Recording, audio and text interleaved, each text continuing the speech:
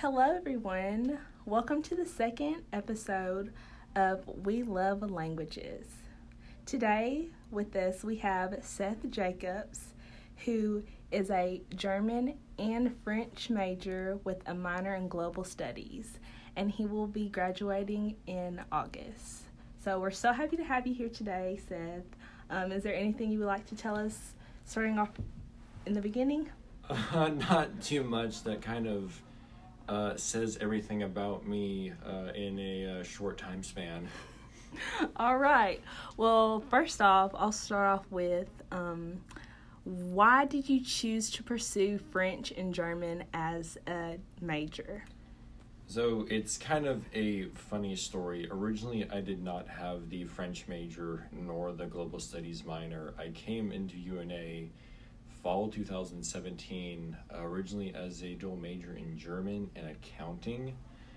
And then after my freshman year, I was still this major.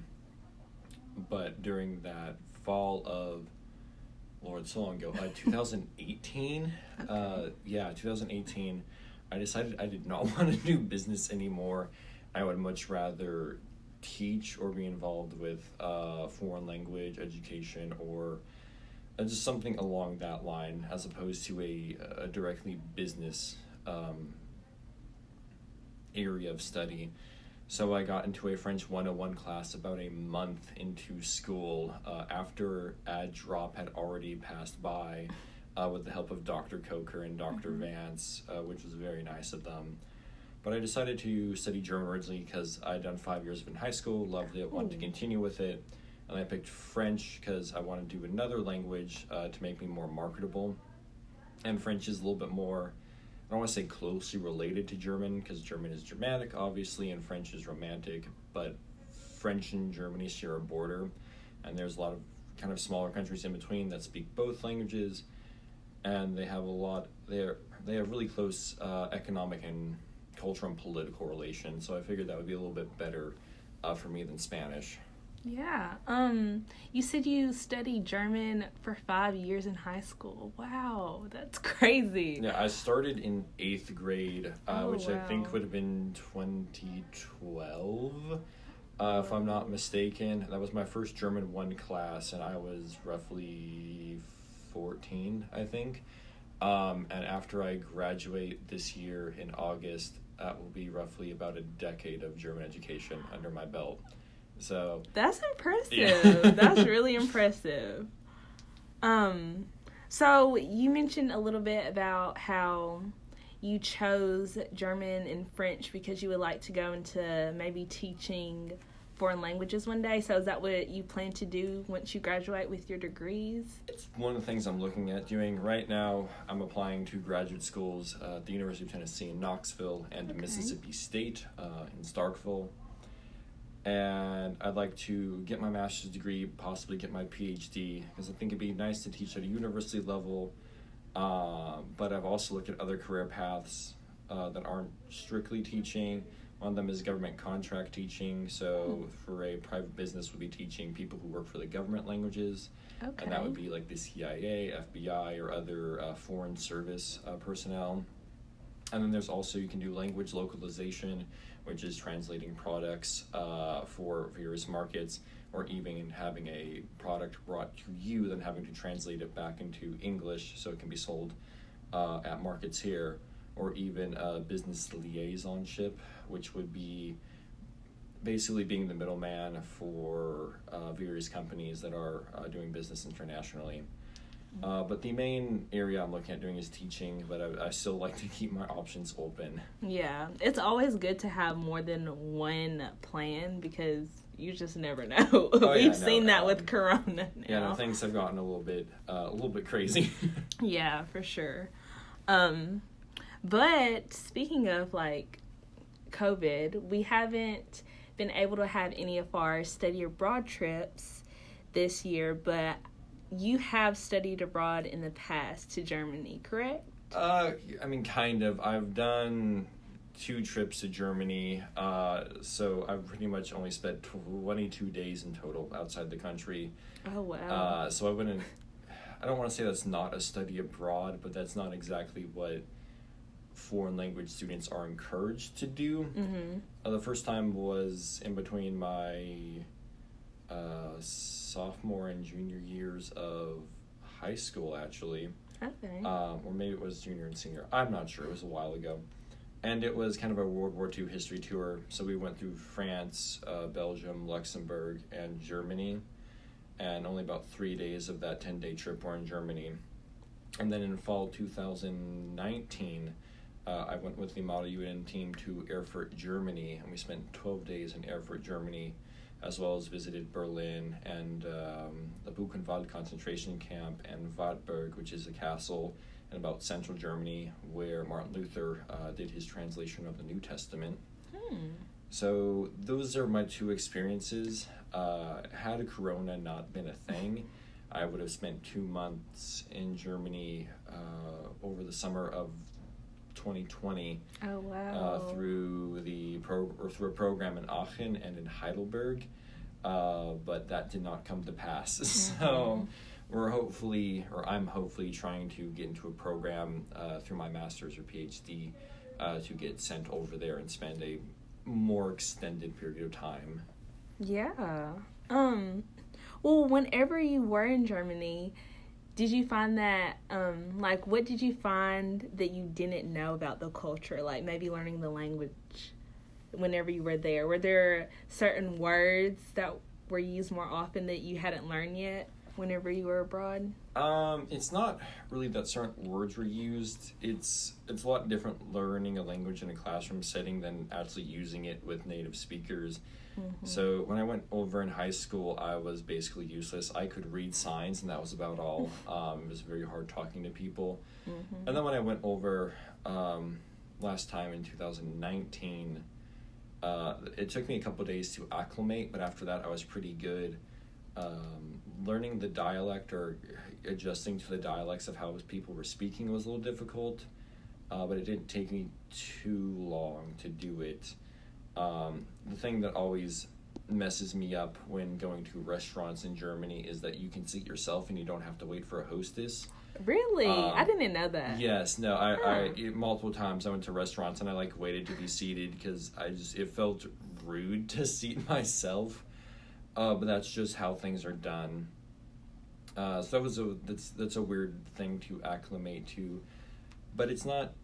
There's really not a whole lot that surprises me about Germany anymore. That sounds kind of bad, but I feel mostly prepared for when I go over. Well, that's good. At least you have experience and you know what to expect the next time you go.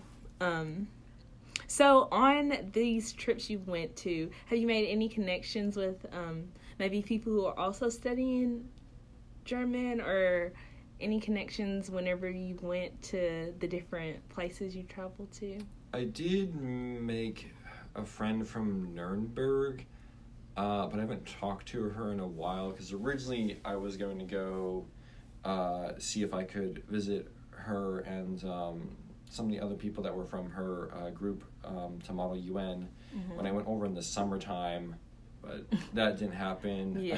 So it's kind of hard making those connections when you're in multiple different time zones, different continents and across the sea, especially when you're only over there for not a whole lot of time.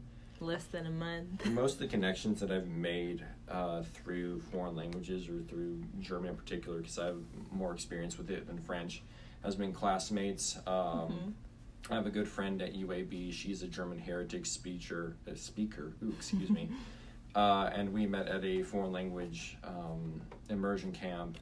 And then, of course, the people that I have in my high-level German classes now, because there's about 4 of us, we all get rather close or kind of joke around a whole lot. And, of course, my professors, too, Frau Leinam, or back in high school, Herr Martin, have helped out quite a lot with just applying to things, learning, or any other thing in between. Okay. I love learning about different cultures and their food, so I have to ask, how did you like the food in Germany? And what was your favorite dish if you have to pick one? Okay, so German food's so much better. It's just fresher. It feels better. I don't feel like bad after eating at a German restaurant. But it's hard to say what's my favorite. But I'll name a couple top ones. So there's a classic street food in Berlin. That's the Currywurst, and it's a sausage that's usually it's kind of drenched in a tomatoey curry sauce. That sounds really good. And you usually eat it like they slice it. Usually eat it standing up with French fries, and that's the staple of Berlin. It's very good. You can't go wrong with schnitzel. Personally, What is schnitzel? Okay, so schnitzel literally means cutlet, from schnitten, to cut.